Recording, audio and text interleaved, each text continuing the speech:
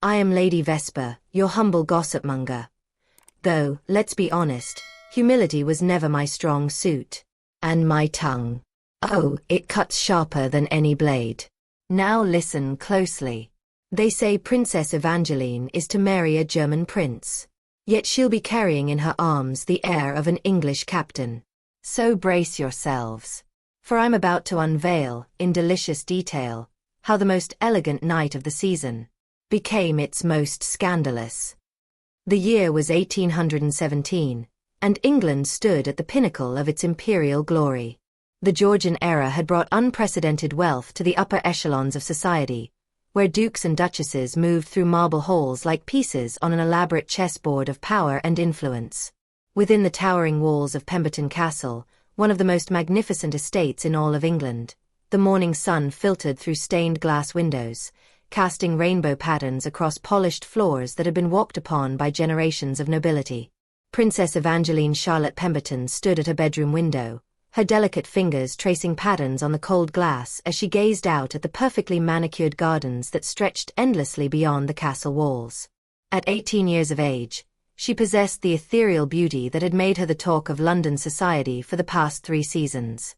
Her auburn hair cascaded in elegant ringlets down her back, secured with mother-of-pearl combs that had belonged to her grandmother. Her emerald eyes, framed by long dark lashes, held secrets that would have scandalized the very foundations of English aristocracy. The princess wore a morning dress of pale blue silk, its empire waist flowing gracefully over her figure in a way that concealed what must remain hidden from the world. The dress had been carefully selected by her lady-in-waiting, Martha, who had served the Pemberton family for over 20 years and was one of the few people who knew the truth that lay beneath the layers of silk and social expectations. Through the window, Evangeline could see the preparation being made for what would be the most important event of her young life. Her engagement announcement to Prince Frederick Augustus of Bavaria, a man she had met only twice and found as cold and calculating as the marble statues that adorned the castle's grand staircase. The betrothal had been arranged by her father, King William Pemberton IV, as part of a strategic alliance that would strengthen England's position in European politics. The castle itself was a testament to centuries of power and wealth. Its Gothic architecture soared 3 stories high, with pointed arches and flying buttresses that seemed to reach toward heaven itself. The Great Hall could accommodate 500 guests for formal dinners, its vaulted ceiling painted with scenes from English history and supported by massive oak beams that had been harvested from the royal forests. Tapestries depicting the family's noble lineage covered the stone walls, while suits of armor stood sentinel in shadowed alcoves. In the morning light, servants moved through the corridors like ghosts, their footsteps muffled by thick Persian carpets. They wore the Pemberton livery of deep burgundy and gold, their movements precise and practiced after years of service to one of England's most powerful families. The butler, Reginald Ashworth, had served 3 generations of Pembertons and commanded the household staff with military precision. The castle's library contained over 10,000 volumes, collected by learned men of the family over the centuries. First editions of Shakespeare, volumes of poetry by Lord Byron, and treatises on philosophy and natural science filled the shelves from floor to ceiling. It was in this very library that Princess Evangeline had first encountered Captain James Worthington, the man whose love had changed her life forever and whose child now grew within her womb. Captain Worthington was not of royal blood, but he possessed the kind of natural nobility that could not be bestowed by title or inheritance. The second son of a modest country squire, he had distinguished himself in the Napoleonic Wars and earned his commission through valor rather than purchase. His dark hair and piercing blue eyes had captured the attention of many young ladies of society, but it was Princess Evangeline who had captured his heart with her intelligence, wit, and genuine compassion for those less fortunate. Their love affair had begun innocently enough, with stolen glances during formal dinners and carefully chaperoned walks through the castle gardens. But as autumn turned to winter, their meetings became more frequent and less supervised. The princess would slip away from her duties to meet James in the library, where they would discuss literature and philosophy for hours, their conversations growing ever more intimate as they discovered a meeting of minds that transcended the barriers of class and social expectation. The turning point had come during the Christmas season, when a terrible snowstorm had trapped the captain at the castle for nearly a week. During those magical days, As the rest of the household was occupied with holiday preparations, James and Evangeline had found themselves alone more often than propriety should have allowed. It was during one such evening, as they sat before the fireplace in the library, that their intellectual connection had transformed into something far more dangerous and beautiful. The memory of that night still made Evangeline's heart race as she stood at her window. James had been reading to her from a volume of romantic poetry when their eyes had met across the flickering candlelight. The tension that had been building between them for months had finally erupted into a passionate declaration of love that neither could deny. In that moment, surrounded by leather-bound volumes and the warm glow of the fire, they had pledged themselves to each other with a devotion that made mockery of arranged marriages and political alliances. But their secret paradise could not last forever. As spring arrived and brought with it the inevitable return of social obligations, the reality of their situation became impossible to ignore. Princess Evangeline was destined to marry for the good of the realm, not for love.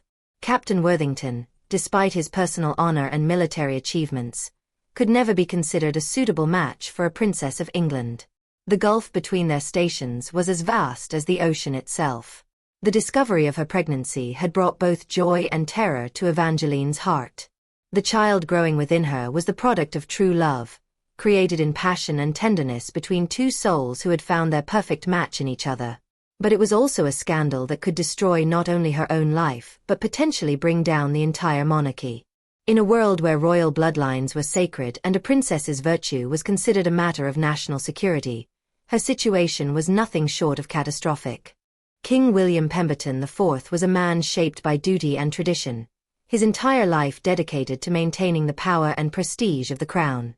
At 55 years of age, he possessed the bearing of a true monarch, with silver hair that was always perfectly groomed and steel-gray eyes that missed nothing. He wore his responsibilities like armor, never allowing personal feelings to interfere with matters of state. The king's word was absolute law within the castle walls, and his disapproval could destroy lives with the finality of a royal decree. The betrothal to Prince Frederick had been announced 3 months ago, though the formal ceremony was not scheduled until the end of the season. This delay had been carefully orchestrated by Evangeline's mother, Queen Isabella, who had sensed that something was troubling her daughter but had not yet discovered the true nature of the problem. The Queen was a woman of great beauty and intelligence, but she was also a product of her time, believing absolutely in the divine right of kings and the necessity of strategic marriages among the nobility. As Evangeline continued to gaze out at the gardens where she had walked so many times with James, she was unaware that eyes were watching her from the shadows of London society. Lady Vesper Thornfield, the most notorious gossip in all of England, had begun to notice certain details about the princess's behavior that suggested secrets were being kept. Lady Vesper possessed an almost supernatural ability to detect scandal, and had built her reputation on exposing the hidden truths that lay beneath the polished surface of aristocratic life. The morning sun climbed higher in the sky, and Evangeline knew that she would soon be summoned to meet with the royal dressmaker for the final fitting of her engagement gown. The dress was a masterpiece of silk and lace, adorned with pearls and precious stones that had been in the family for generations. But as beautiful as it was, the gown felt like a shroud to the princess, a symbol of the death of her dreams and the burial of her true love. In just a few short hours, the castle would be filled with the most powerful families in England, all gathering to witness the formal announcement of her betrothal to Prince Frederick. The great hall would be decorated with thousands of white roses and gold ribbons, while the finest musicians in London would provide entertainment for the assembled nobility. It would be a celebration that would be remembered for years to come, but for Princess Evangeline, it would mark the beginning of a life of perpetual deception and hidden sorrow. The great hall of Pemberton Castle had been transformed into a vision of splendor that would have impressed even the most jaded members of London society. Massive crystal chandeliers cast brilliant light across the assembled nobility, their prisms creating dancing rainbows that played across the silk gowns and military uniforms of England's most powerful families. The walls were draped in cloth of gold, while arrangements of white roses and orange blossoms filled the air with their intoxicating fragrance. Lady Vesper Thornfield made her entrance fashionably late, as was her custom. At 42 years of age, she remained a striking woman with raven-black hair styled in the latest fashion and dark eyes that seemed to see everything while revealing nothing. Her gown of deep purple silk was cut in the most current style, with a daringly low neckline that displayed a magnificent diamond necklace that had once belonged to Marie Antoinette. Lady Vesper had acquired the piece through means that she preferred not to discuss, but it served as a perfect symbol of her ability to uncover and possess the secrets of others. She moved through the crowd with the grace of a predator, her sharp eyes noting every detail of dress, behavior, and social interaction. Lady Vesper had built her reputation as London's premier source of gossip through careful observation and an almost uncanny ability to read between the lines of polite conversation. She possessed a network of servants, shopkeepers, and minor nobility who provided her with information in exchange for her silence about their own indiscretions. Tonight, Lady Vesper's attention was focused entirely on Princess Evangeline, whom she had been watching with growing suspicion for the past several weeks. During recent social events, the princess had displayed certain subtle changes in behavior that suggested she was hiding something significant. There had been occasions when Evangeline had declined wine at dinner, claiming a sudden aversion to the taste. She had been observed placing her hand protectively over her stomach during conversations, and her lady-in-waiting had been seen purchasing certain herbs from an apothecary that were commonly used to combat morning sickness. The royal family entered the Great Hall with all the ceremony that their station demanded. King William appeared resplendent in his formal court dress, a military uniform decorated with medals and ribbons that testified to his service to the crown. Queen Isabella wore a gown of midnight blue velvet trimmed with ermine, her tiara catching the light from the chandeliers as she moved with the refined grace that had made her one of the most admired women in Europe. But it was Princess Evangeline who commanded the attention of everyone present. Her engagement gown was a masterpiece of the dressmaker's art, created from ivory silk that seemed to glow with inner light. The bodice was embroidered with seed pearls and tiny diamonds in patterns that depicted roses and vines, while the skirt flowed around her like liquid moonlight. Her hair had been arranged in an elaborate coiffure adorned with orange blossoms and secured with combs of gold and pearls. Yet despite her undeniable beauty, Lady Vesper's trained eye detected subtle signs that confirmed her growing suspicions. The princess's complexion, while lovely, had a certain pallor that suggested recent illness. Her eyes, though bright with unshed tears that others might attribute to joy, held a sadness that spoke of profound loss. Most tellingly, the cut of her gown, while expertly designed, seemed specifically chosen to conceal rather than reveal the natural curves of her figure. Prince Frederick Augustus of Bavaria stood beside his intended bride with the bearing of a man born to rule. At 28 years of age, he was considered quite handsome by conventional standards, with fair hair and blue eyes that reflected his Germanic heritage. He wore the uniform of a Bavarian colonel, complete with ceremonial sword and decorations that proclaimed his military rank and noble birth. Yet there was something cold and calculating in his manner that suggested he viewed this marriage as nothing more than a political transaction. The formal announcement proceeded according to ancient protocol. King William stepped forward to address the assembled nobility, his voice carrying easily through the vast hall as he spoke of the joy the royal family felt in announcing the betrothal of Princess Evangeline to Prince Frederick. He praised the prince's noble character and military accomplishments, while emphasizing the strategic importance of the alliance between England and Bavaria. As the king spoke, Lady Vesper positioned herself strategically near a group of senior courtiers, her ears tuned to catch any whispered comments that might provide additional information. She noticed that several of the older ladies were exchanging meaningful glances, their expressions suggesting that they too had observed something unusual about the princess's recent behavior. The Dowager Duchess of Marlborough, a woman renowned for her sharp tongue and sharper wit, leaned close to the Countess of Derby and whispered something that made both women look in Evangeline's direction with raised eyebrows. The princess herself stood statue still throughout the ceremony, her face maintaining the composed expression that had been drilled into her since childhood. But Lady Vesper, watching from across the room, could see the slight tremor in Evangeline's hands and the way she occasionally closed her eyes as if fighting against some internal struggle. When Prince Frederick took her hand to place the betrothal ring upon her finger, the princess flinched almost imperceptibly, though she quickly recovered her composure. The ring itself was a magnificent creation, featuring a sapphire the size of a robin's egg surrounded by perfectly matched diamonds. It had been in the Bavarian royal family for 3 generations and was said to bring good fortune to those who wore it with pure hearts. As it slipped onto Evangeline's finger, Lady Vesper noticed that the princess immediately closed her other hand over it, as if trying to hide the symbol of her approaching marriage. Following the formal announcement, the assembled guests were invited to offer their congratulations to the happy couple. Lady Vesper watched carefully as various nobles approached to pay their respects, noting how the princess's responses, while perfectly polite, lacked the genuine warmth that one would expect from a woman truly in love. Prince Frederick, for his part, seemed more interested in discussing military strategy with the assembled gentlemen than in spending time with his intended bride. During the congratulatory receiving line, Lady Vesper managed to position herself close enough to observe an interesting exchange between Princess Evangeline and Captain James Worthington, who was present in his capacity as a decorated military officer. When the captain approached to offer his congratulations, the princess's carefully maintained composure cracked for just an instant. Their eyes met across the short distance that separated them, and Lady Vesper saw a look pass between them that spoke of profound love and equally profound loss. Captain Worthington, to his credit, maintained perfect military bearing as he bowed formally and offered the conventional words of congratulation. But Lady Vesper's sharp eyes caught the way his jaw tightened when he spoke the words, and how his hand trembled slightly as he reached forward to kiss the princess's gloved hand in the traditional manner. Most tellingly, when their hands touched, even through the barrier of silk gloves, both young people seemed to forget for a moment that they were surrounded by hundreds of observers. The moment lasted only seconds, but it provided Lady Vesper with the crucial piece of information she had been seeking.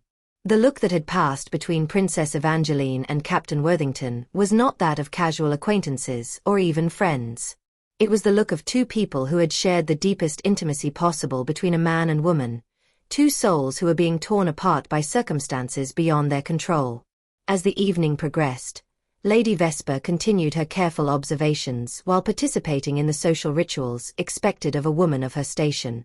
She danced the opening minuet with Lord Halifax, a tedious man whose conversation revolved entirely around his hunting achievements, while keeping one eye on the head table where the royal family was dining. She noted that Princess Evangeline ate very little, pushing food around her plate rather than consuming it, and that she declined every offer of wine or champagne. During the elaborate dinner that followed the announcement ceremony, Lady Vesper found herself seated strategically where she could observe both the royal table and the table where Captain Worthington was seated with other military officers. She watched as the captain struggled to maintain appropriate conversation with his table companions, while his eyes were inevitably drawn to the princess. Several times throughout the meal, their gazes met across the crowded hall, and each time Lady Vesper saw the same expression of longing and despair that had marked their earlier encounter. The entertainment for the evening included performances by some of London's finest musicians, as well as a ballet troupe that had been imported specifically for the occasion. During the musical performances, Lady Vesper noticed that Princess Evangeline became visibly emotional during a particularly romantic aria, dabbing at her eyes with a lace handkerchief while trying to maintain her composure. Prince Frederick, seated beside her, seemed oblivious to his fiancée's distress, his attention focused on a conversation with the Bavarian ambassador about trade agreements. As the evening drew toward its close, Lady Vesper had gathered enough information to confirm her suspicions beyond any doubt. Princess Evangeline was indeed with child, and the father was most certainly Captain James Worthington rather than her intended husband. The implications of this discovery were staggering, as it represented not merely a personal scandal but a potential crisis for the monarchy itself. The question now facing Lady Vesper was not whether to reveal this information, but how and when to use it to maximum advantage. She had built her reputation on the strategic revelation of secrets, timing her disclosures to create the greatest possible impact while protecting her own interests. This particular secret was perhaps the most valuable she had ever uncovered, with the potential to topple governments and reshape the political landscape of Europe. As the guests began to take their leave, Lady Vesper made her own farewell to the royal family, offering her congratulations to Princess Evangeline with a smile that held just the slightest hint of knowing amusement. The princess, whether through intuition or simple nervousness, seemed to sense that Lady Vesper represented some kind of threat, though she could not have known the extent to which her secret had been discovered. Standing in her carriage as it rolled through the London streets toward her own mansion, Lady Vesper began to formulate her plans for the information she had gathered. The secret of Princess Evangeline's pregnancy was a weapon that could be used to destroy reputations, alter international alliances, and potentially change the course of English history. But like all weapons, it must be wielded with precision and perfect timing to achieve maximum effect. The morning after the engagement announcement dawned grey and misty, as if even nature reflected the somber mood that had settled over those who knew the truth of Princess Evangeline's situation. In his modest quarters at the officers' lodge near Westminster, Captain James Worthington sat at his writing desk, a half-finished letter before him that he had started and abandoned dozens of times throughout the sleepless night. The letter was addressed to Princess Evangeline, though he knew it could never be sent. In it, he poured out his heart, expressing his love for her and his anguish at being forced to watch her pledge herself to another man. He wrote of his desire to challenge Prince Frederick to a duel, of his wild fantasies of eloping with Evangeline to America or the continent, of his desperation to find some way to claim both her and their unborn child as his own. But reality intruded upon every romantic notion. James was the second son of a country squire, his only fortune being his military commission and the small inheritance he might expect upon his father's death. Even his distinguished service record could not overcome the vast gulf between his station and that of a princess of England. To pursue Evangeline openly would mean not only social ruin for himself, but potentially catastrophic consequences for the woman he loved. James had learned of Evangeline's pregnancy just 2 weeks before the engagement announcement, during a clandestine meeting in the castle's chapel where they had often met for prayer during happier times.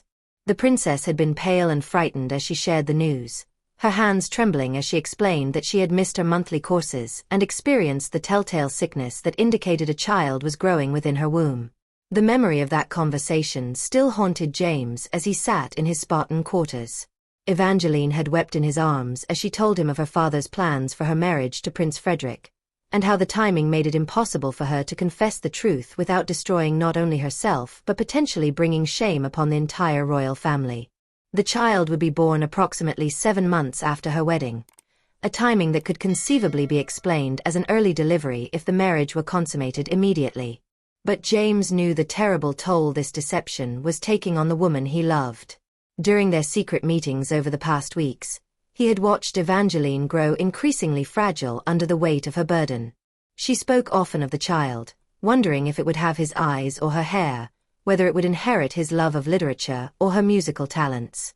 Yet she also lived in constant fear of discovery, knowing that a single mistake could mean exile, imprisonment, or even death. The sound of boots in the corridor outside his door interrupted James's brooding thoughts. A sharp knock announced the arrival of his closest friend and confidant, Lieutenant Colonel Harrison Blackwood, a man whose loyalty and discretion had been proven through years of military service together. Harrison entered without ceremony, his weathered face grave with concern as he observed his friend's haggard appearance. "You look like death itself, James," Harrison said without preamble, settling into the room's only other chair. "Half the regiment is talking about your behavior last night at the engagement ceremony. You were staring at Princess Evangeline like a man condemned to the gallows." James looked up from his letter, his blue eyes hollow with sleepless anguish. "I feel like a man condemned to the gallows, Harrison. Watching the woman I love pledge herself to another while carrying my child is a torment I would not wish upon my worst enemy." Harrison leaned forward, his voice dropping to ensure their conversation remained private. "You must be more careful, my friend. There are those who watch for any sign of impropriety among the royal household, and your feelings for the princess are becoming dangerously obvious. Lady Vesper Thornfield was present last evening, and that woman misses nothing." The mention of Lady Vesper sent a chill through James's heart. The notorious gossip had the power to destroy reputations with a single well-placed whisper, and if she had indeed noticed his behavior at the engagement ceremony, both he and Evangeline could be in mortal danger. The punishment for seducing a princess could range from exile to execution, depending upon the king's mood and the political ramifications of the scandal. "What would you have me do, Harrison?" James asked, his voice heavy with despair. "Should I stand by and watch my child grow up believing another man is its father? Should I allow Evangeline to sacrifice her happiness for the sake of political expediency? Every fiber of my being cries out for action, Yet I am trapped by circumstances beyond my control. Harrison studied his friend's face with the calculating gaze of a military strategist. There may be options, James, though all of them carry tremendous risk. You could request a transfer to a distant posting, perhaps in India or the Caribbean, where time and distance might help heal your wounded heart. Or you could resign your commission entirely and seek your fortune in America, where a man's worth is measured by his character rather than his bloodline. But even as Harrison spoke these words, both men knew that James would never abandon Evangeline during her time of greatest need. The captain's sense of honor and his genuine love for the princess made it impossible for him to simply disappear while she faced the consequences of their shared passion. He was bound to her not merely by desire but by duty, by the responsibility he felt for the child she carried and the woman who had given herself to him so completely. Meanwhile, in her opulent townhouse in Mayfair, Lady Vesper Thornfield was conducting her own form of reconnaissance. She had summoned her most trusted information gatherer, a middle-aged woman named Mrs. Prudence Hartwell, who served as her lady's maid but whose true value lay in her extensive network of contacts among the servants of London's great houses. Mrs. Hartwell was a woman who had learned to make herself nearly invisible while maintaining acute powers of observation. She had served in the households of 3 different noble families before coming to Lady Vesper, and in each position she had cultivated relationships with other servants, shopkeepers, and minor functionaries who formed the invisible backbone of aristocratic society. Through these contacts, she could learn everything from a lord's gambling debts to a lady's secret correspondence with alarming efficiency. "Tell me what you have discovered about Princess Evangeline's recent activities," Lady Vesper commanded as she reclined on a silk-covered chaise lounge in her private sitting room. The room itself was a testament to her success as London's premier gatherer of secrets, decorated with treasures that had been given to her by grateful nobles seeking to purchase her silence about their indiscretions. Mrs. Hartwell consulted a small leather notebook where she recorded all pertinent information. "The princess has been experiencing frequent illness in the mornings, my lady, though her household attributes this to nervous anticipation regarding her upcoming marriage. Her lady-in-waiting Martha has been observed making unusual purchases from various apothecaries around London, including herbs commonly used to settle queasy stomachs and strengthen expectant mothers." Lady Vesper's dark eyes glittered with satisfaction as this information confirmed her own observations.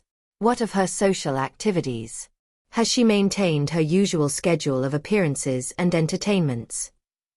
"She has become increasingly selective about which events she attends," Mrs. Hartwell replied. "Several hostesses have complained that the princess has declined invitations to intimate dinner parties, claiming fatigue or minor illness. However, she continues to fulfill her obligations for major state functions where her absence would be noted." The implications were clear to Lady Vesper's calculating mind. Princess Evangeline was carefully managing her public appearances to minimize the risk of her condition being detected, while using minor ailments as excuses to avoid situations where her changing appetite or physical discomfort might be observed. It was the behavior of a woman desperately trying to buy time while she formulated a plan to deal with her predicament. "What of Captain Worthington?" Lady Vesper inquired, though she suspected she already knew the answer. "Has there been any observed contact between him and the princess since the engagement announcement?" Mrs. Hartwell shook her head. "None directly, my lady. However, one of my contacts who works in the royal stables reports that the captain has taken to riding past Pemberton Castle at unusual hours, always maintaining a respectable distance but clearly hoping for a glimpse of the princess. The stable boy also mentioned that Princess Evangeline has been spending considerable time at her bedroom window, often holding what appears to be a letter or some other personal item." This news provided Lady Vesper with additional confirmation of the romantic connection between the princess and the captain. The behavior described was consistent with that of separated lovers trying to maintain some form of contact despite the barriers that kept them apart. Lady Vesper could easily imagine the princess standing at her window, perhaps holding one of the captain's letters, while he rode past below in the desperate hope of seeing her face. The question now facing Lady Vesper was not whether Princess Evangeline was pregnant with Captain Worthington's child, but how to use this information to maximum advantage. The secret represented tremendous power, but it also came with significant risks. If she revealed the truth too early, The royal family might find a way to manage the scandal before it could cause lasting damage. If she waited too long, the princess might successfully pass off the child as Prince Frederick's legitimate heir. Lady Vesper rose from her chaise and moved to the window of her sitting room, which offered a view of the bustling London street below. Carriages rolled past carrying members of the ton to their various social obligations, while street vendors hawked their wares to anyone with coin to spend. It was a world built upon carefully maintained appearances and rigid social hierarchies, a world that could be shattered by the revelation that one of its most sacred symbols had been compromised. "There is one more thing, my lady," Mrs. Hartwell said, consulting her notebook again. "My contact at Pemberton Castle reports that the king has been meeting privately with several prominent physicians, though the nature of these consultations remains unknown. Additionally, Queen Isabella has been observed in intense conversation with Princess Evangeline's lady-in-waiting on multiple occasions." This information suggested that the royal family might already suspect something was amiss, though they had not yet discovered the full truth of the situation. Lady Vesper realized that time was becoming a critical factor in her calculations. If King William learned of his daughter's condition before she could position herself to control the revelation, her opportunity for maximum impact might be lost forever. The afternoon brought additional intelligence that heightened Lady Vesper's sense of urgency.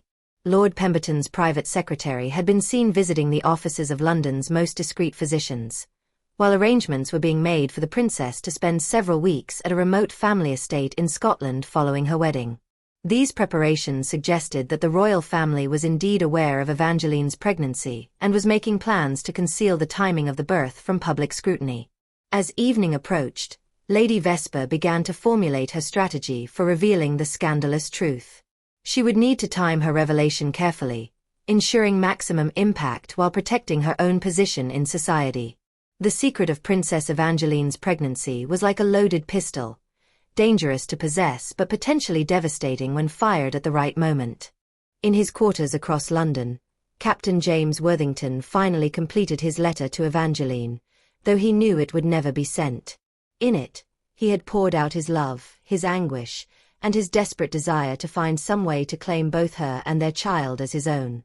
As he sealed the letter and placed it in a drawer with dozens of others he had written but never delivered, James made a decision that would change everything. He would not simply stand by and watch the woman he loved sacrifice herself on the altar of political expediency. Somehow, someway, he would find a means to expose the truth and claim what was rightfully his, regardless of the consequences to himself or the established order of English society. The stage was now set for a confrontation that would shake the very foundations of the monarchy and alter the course of English history forever. 3 weeks after the engagement announcement, the wheels of fate began to turn with inexorable force. Lady Vesper Thornfield had spent these weeks carefully positioning herself for the revelation that would shock London society to its core. She had cultivated relationships with key members of the aristocracy, planted subtle suggestions about the princess's behavior, and waited for the perfect moment to strike with the devastating truth she possessed. That moment arrived during the annual Rothschild Charity Ball, one of the most prestigious events of the London social season. The ballroom at Rothschild House had been transformed into a glittering wonderland, with thousands of candles reflected in gold-framed mirrors and exotic flowers imported from the furthest reaches of the British Empire. The cream of English society had gathered to see and be seen, to conduct business disguised as pleasure, and to participate in the intricate dance of power that defined their world. Princess Evangeline arrived at the ball wearing a gown of pale gold silk that seemed to capture and reflect every source of light in the magnificent ballroom. The dress had been specifically designed to accommodate her changing figure while maintaining the appearance of fashionable elegance. Her jewelry consisted of a diamond tiara that had belonged to her great-grandmother and matching earrings that caught the candlelight with every movement of her graceful head. Yet despite her undeniable beauty and regal bearing, those who knew what to look for could see signs of the strain she was enduring. Her complexion, while still lovely, had acquired a translucent quality that spoke of sleepless nights and constant anxiety. Her eyes, though bright with determination, held shadows that no amount of rouge or powder could conceal. Most tellingly, she moved with a careful precision that suggested she was constantly conscious of her condition and the need to avoid any behavior that might provoke suspicion.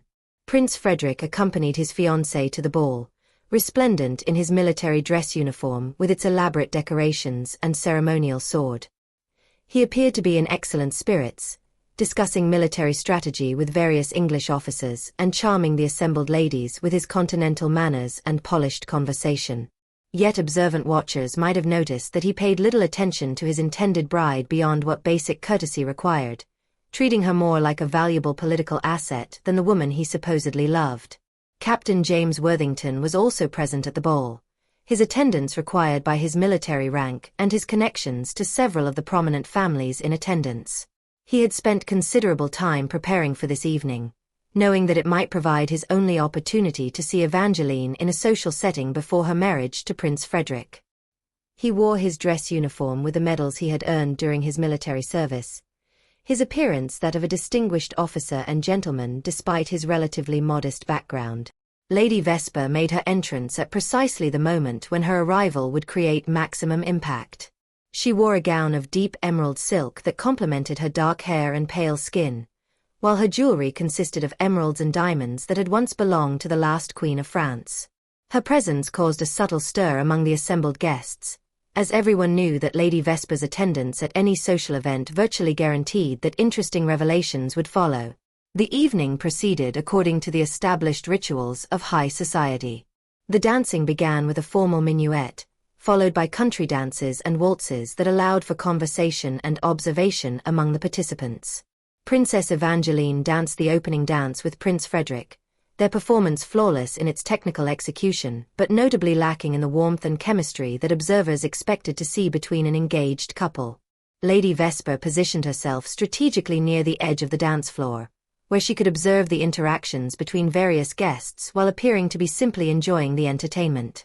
Her sharp eyes missed nothing as she watched Princess Evangeline navigate the complex social requirements of the evening while struggling to maintain her composure under increasingly difficult circumstances. The crucial moment came during the third dance of the evening, when Captain Worthington found himself partnered with Princess Evangeline for a waltz. The pairing had been arranged through careful manipulation by Lady Vesper, who had suggested to the Master of Ceremonies that such a pairing would honor the captain's military service while providing the princess with an opportunity to dance with one of England's war heroes. As the music began and James took Evangeline in his arms for the waltz, both young people struggled to maintain the appearance of casual acquaintanceship while their hearts broke at being so close yet unable to speak freely. The waltz was considered quite daring by conservative members of society, as it required the gentleman to place his hand upon the lady's waist while maintaining close physical proximity throughout the dance. Lady Vesper watched this performance with predatory intensity, noting every subtle sign of the connection between the dancing pair. She observed how Captain Worthington's hand trembled slightly as it rested upon Princess Evangeline's waist, and how the princess's breathing became shallow and rapid as they moved together to the music. Most significantly, she saw the moment when their eyes met and both dancers forgot, for just an instant, that they were surrounded by hundreds of observers. The waltz lasted only minutes, but those minutes provided Lady Vesper with the final confirmation she needed to proceed with her devastating revelation. When the dance ended and Captain Worthington bowed formally to Princess Evangeline before escorting her back to her chaperone, Lady Vesper saw the look of pure anguish that crossed both their faces as they were forced to separate once again. Following the dancing, the guests retired to the dining room for an elaborate supper that featured delicacies from across the empire. Lady Vesper found herself seated at a table with several of London's most influential gossips, including the Dowager Duchess of Marlborough and Lady Catherine Beaumont, both women renowned for their sharp tongues and their ability to spread information throughout society with remarkable speed. Such a lovely couple, Princess Evangeline and Prince Frederick, Lady Catherine observed with false sweetness as she watched the royal pair at the head table. Though one might observe that the princess seems rather pale this evening. I do hope she is not suffering from some malady that might affect her ability to fulfill her marital duties. Lady Vesper smiled with the confidence of a woman who held all the cards in a high-stakes game. Indeed, the princess does appear to be experiencing some form of delicate condition, though I suspect it has less to do with illness and more to do with the natural consequences of romantic attachment. The other ladies at the table leaned forward with interest, recognizing the tone that Lady Vesper employed when she was about to reveal something scandalous. The Dowager Duchess raised her eyebrows with the expression of a woman who had survived 60 years of court intrigue, and was always eager for new material to dissect. Are you suggesting, Lady Vesper, that Princess Evangeline's recent behavior indicates some form of impropriety? The Dowager Duchess inquired with barely concealed excitement. Lady Vesper took a delicate sip of wine before responding, savoring the moment before she unleashed the revelation that would change everything. I am suggesting, Your Grace, that careful observation of the princess over recent weeks reveals certain unmistakable signs that she is already carrying a child. Moreover, the timing of this condition, combined with her obvious emotional attachment to Captain Worthington, suggests that Prince Frederick may not be the father of the future heir to the throne. The effect of this statement was immediate and electric.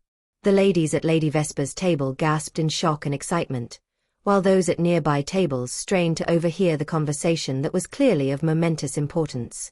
Within minutes, whispered conversations were spreading throughout the dining room as the scandalous news passed from table to table with the speed of wildfire. Princess Evangeline, seated at the head table with the royal family and their honored guests, remained unaware of the storm that was gathering around her. She continued to make polite conversation with Prince Frederick and the other dignitaries, though careful observers might have noticed that her hands shook slightly as she lifted her wine glass, and that she ate very little of the elaborate meal that had been prepared in her honor. Captain Worthington, seated with the other military officers at a table near the center of the room, became aware of the spreading whispers when he noticed that several guests were staring in his direction with expressions ranging from shock to scandalized fascination. Lieutenant Colonel Harrison Blackwood, seated beside him, leaned close and whispered urgently that rumors were circulating about his relationship with Princess Evangeline. The revelation reached King William within 30 minutes of Lady Vesper's initial statement, carried to him by one of his closest advisers who had been approached by multiple sources seeking to verify the shocking claims being made about his daughter. The king's face went pale as marble as he absorbed the implications of what he was being told, his steel-gray eyes hardening with a fury that promised terrible consequences for all involved. Queen Isabella, seated beside her husband, noticed his sudden change in demeanor and leaned close to inquire about the cause of his distress. When the king whispered the substance of the rumors that were spreading through the ballroom, the queen's face went white with shock and she immediately turned to look at her daughter with new understanding of the behavior she had observed over recent weeks. Princess Evangeline became aware that something was wrong when she noticed that conversations around the room seemed to stop when people looked in her direction, only to resume with increased intensity once she looked away. The atmosphere in the ballroom had shifted from celebratory to predatory, with the assembled guests watching her with the fascination of spectators at a public execution. The confrontation came when King William could no longer contain his rage and humiliation. He rose from his seat at the head table and approached Lady Vesper's table with the bearing of a monarch preparing to dispense justice. The conversations in the dining room gradually died away as everyone present realized that they were about to witness a moment of tremendous historical significance. Lady Vesper, the king said in a voice that carried easily through the now silent room, I understand that you have been making certain claims about my daughter that call into question her virtue and the legitimacy of her upcoming marriage. I demand that you either provide proof of these accusations or publicly retract them and beg forgiveness for your slander. Lady Vesper rose from her seat with the grace of a woman who had been preparing for this moment for weeks. She curtsied deeply to the king while maintaining the confident smile that had made her both feared and admired throughout London society.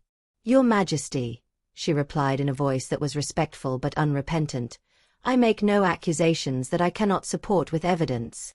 If you would examine your daughter's recent behavior with the same attention to detail that any concerned father would employ, I believe you will find that my observations are accurate in every particular.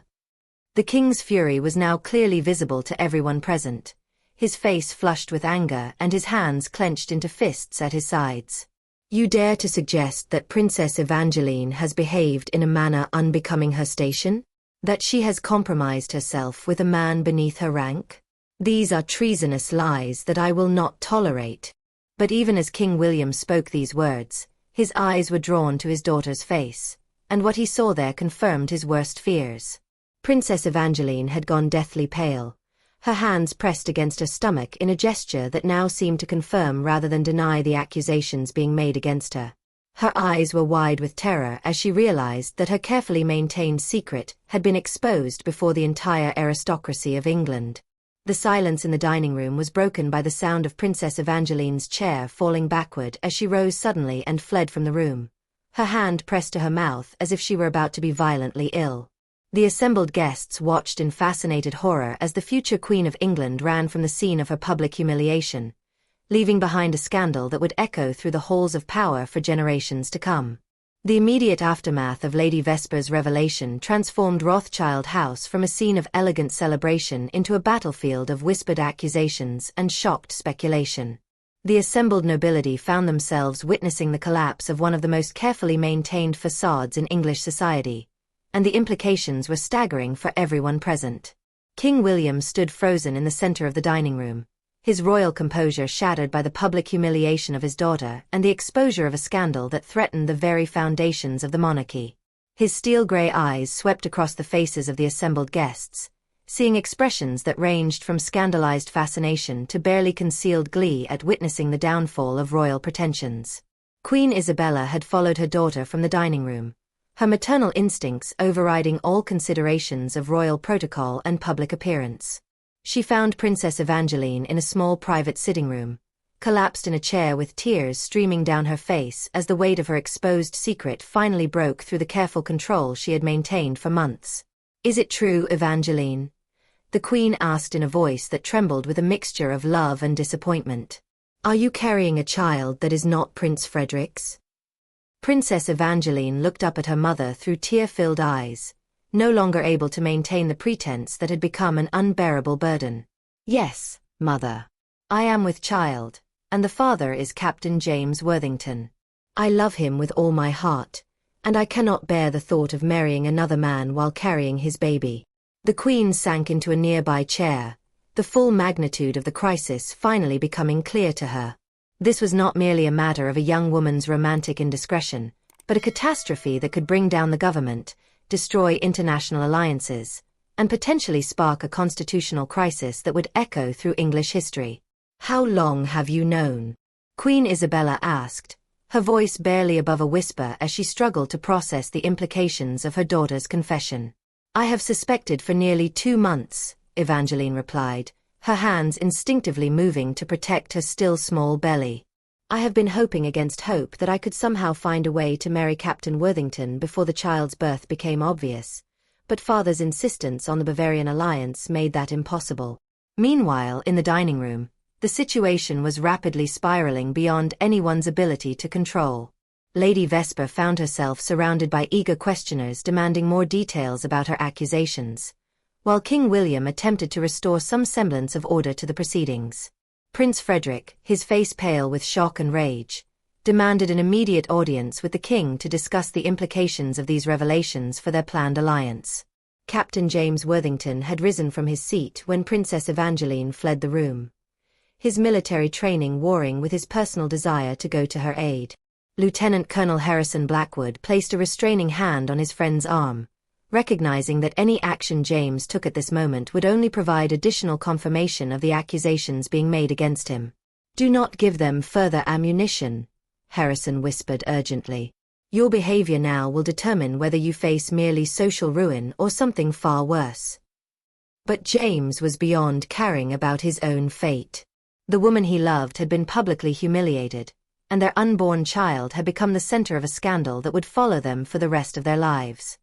His hand moved instinctively to the sword at his side as he considered challenging anyone who dared to speak ill of Princess Evangeline's character. King William finally managed to restore enough order to address the assembled guests, though his voice shook with barely controlled fury as he spoke. "Ladies and gentlemen, I will not allow malicious gossip to destroy the reputation of my family or to interfere with matters of state importance. This evening's entertainment is concluded, and I ask that you all respect the privacy of the royal family during this difficult time." The dismissal was politely phrased but carried the unmistakable weight of royal command. The guests began to file out of Rothschild House, though their conversations buzzed with excitement about the drama they had witnessed. Lady Vesper accepted the congratulations of her fellow gossips with the satisfaction of a general who had achieved a complete victory over her enemies. As the ballroom emptied, Prince Frederick cornered King William for the private conversation he had demanded. The Bavarian prince's normally polished demeanor had been replaced by cold calculation as he considered the impact of this scandal on his own political ambitions. "Your Majesty," Prince Frederick said in a voice that was respectful but firm, "I must know the truth about these accusations before I can determine whether our alliance can proceed as planned. If Princess Evangeline is indeed carrying another man's child, then our marriage contract is null and void, and I must consider the diplomatic consequences for my own country." King William's face darkened further at this implied threat, but he recognized that Prince Frederick held significant leverage in the situation. The Bavarian alliance was crucial to England's position in European politics, and the loss of that alliance could have far-reaching consequences for English foreign policy. "The accusations made tonight are unsubstantiated rumors spread by a woman with a known reputation for scandal," the king replied, though his words lacked conviction even to his own ears.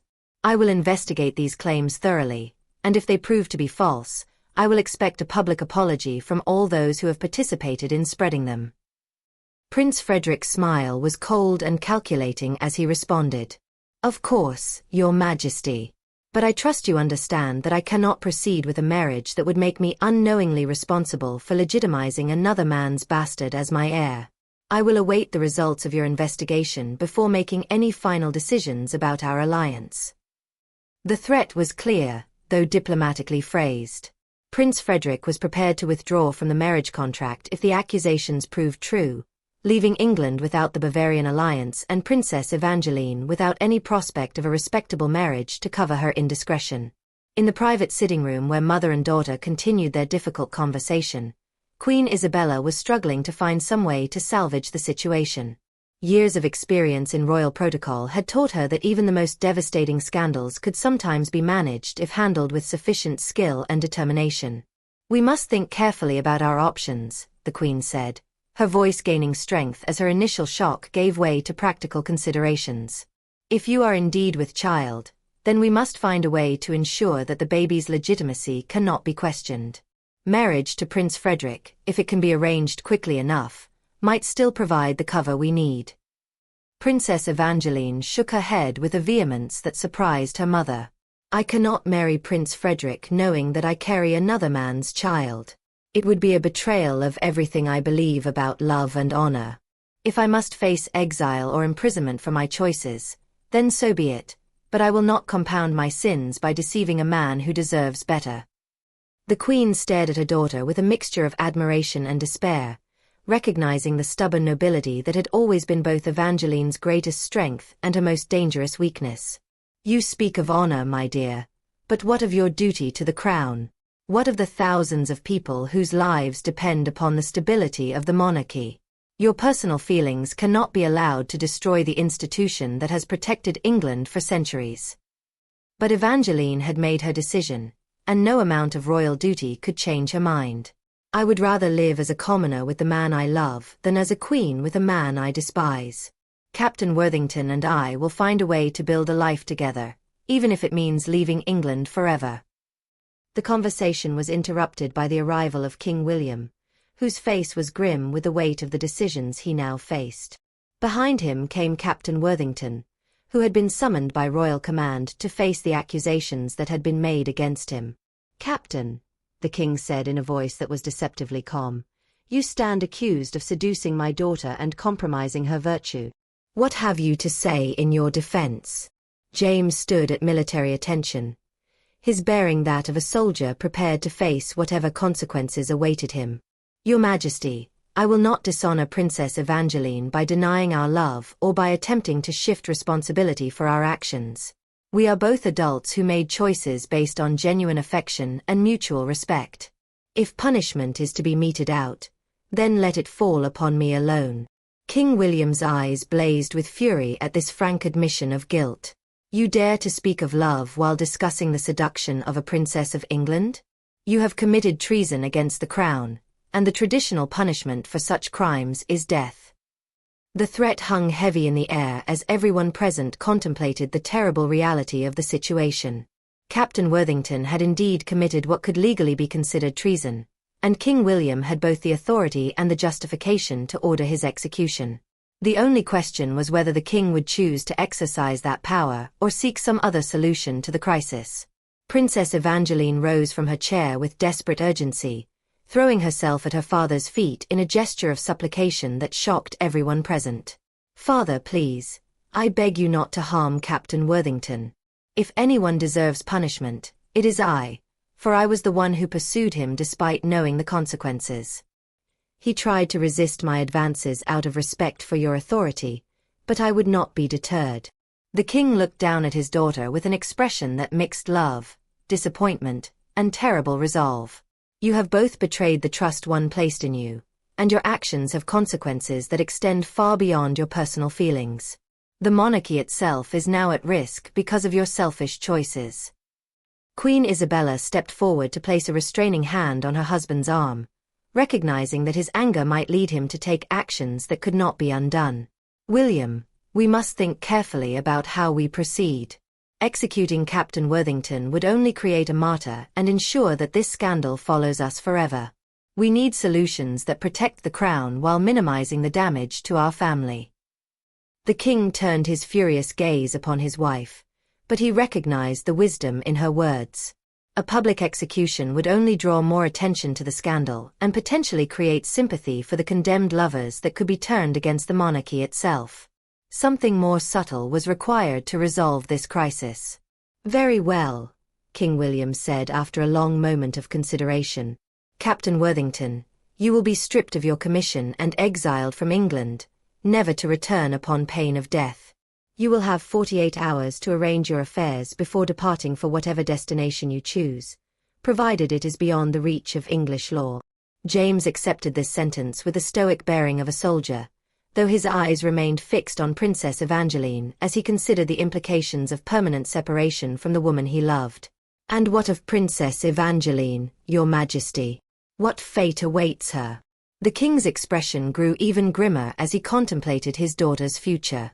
"Princess Evangeline will be confined to a convent in Scotland until after the birth of her child.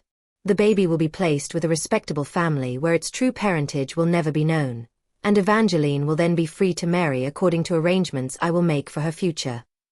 The plan was coldly practical and would effectively erase the scandal while ensuring that the royal bloodline remained pure.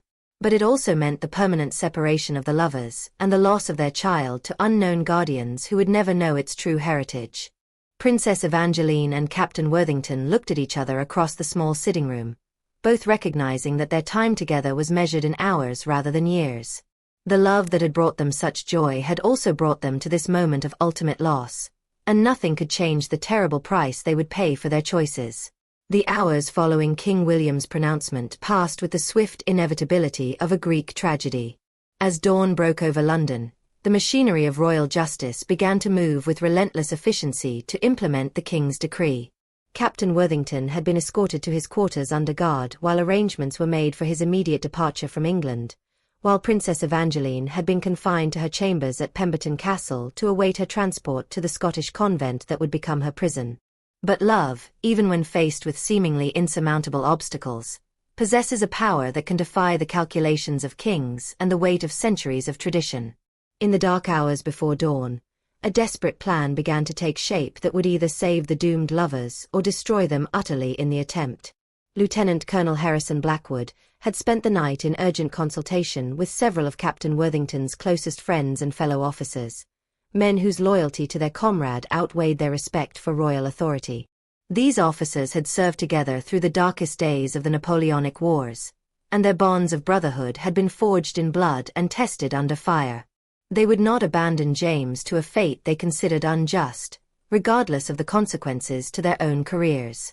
The plan they devised was audacious in its simplicity. Captain Worthington would be allowed to escape during his transport to the port, while Princess Evangeline would be spirited away from Pemberton Castle during the confusion of her own departure preparations. The lovers would rendezvous at a predetermined location and flee together to America, where they could build a new life far from the reach of English law and royal vengeance. The first phase of the plan went into effect as Captain Worthington was being transported through the London streets toward the docks where a ship waited to carry him into permanent exile. The carriage carrying the disgraced officer was attacked by masked men who overwhelmed his guards and spirited him away before anyone could raise an effective alarm.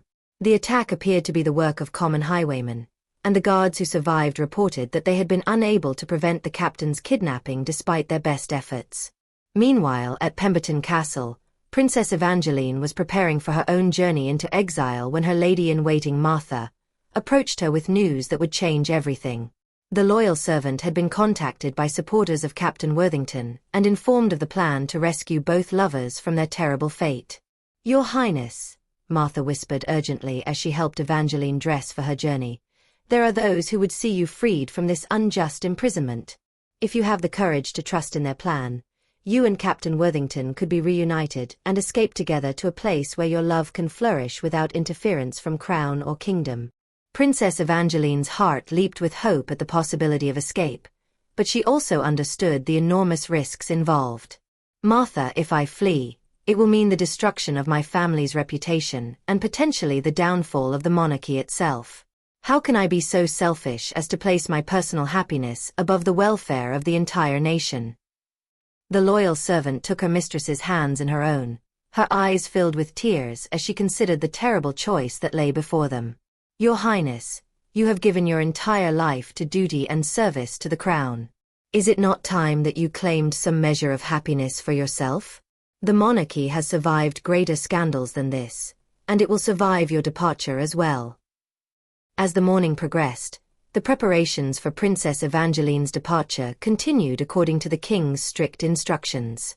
A heavily guarded carriage waited in the castle courtyard, while servants loaded luggage that would accompany her to the Scottish convent.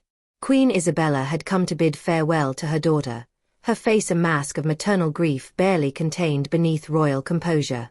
"I pray that someday you will understand that your father's actions, harsh though they may seem, are motivated by his love for you and his duty to the crown," the Queen said as she embraced her daughter for what might be the last time. "Perhaps, when enough time has passed and the scandal has been forgotten, there may be a way for you to return to your family and take your rightful place in society." Princess Evangeline returned her mother's embrace with desperate intensity, knowing that she might never see the woman who had raised her again. "I understand, Mother, and I forgive both you and Father for the choices you have been forced to make. But I hope that someday you will understand that some things are more precious than duty, and that love is worth any sacrifice." The moment of escape came as Princess Evangeline's carriage was leaving the castle grounds, passing through the dense woods that surrounded the estate. The rescue had been carefully planned to appear as another highway robbery, with masked horsemen attacking the carriage and overwhelming the guards through superior numbers and surprise. In the confusion of the assault, Princess Evangeline was spirited away by her rescuers while her guards were left unconscious but unharmed beside the empty carriage. The reunion between Princess Evangeline and Captain Worthington took place at a small inn on the outskirts of London, where they had only minutes to confirm their mutual commitment to the desperate course they were about to embark upon.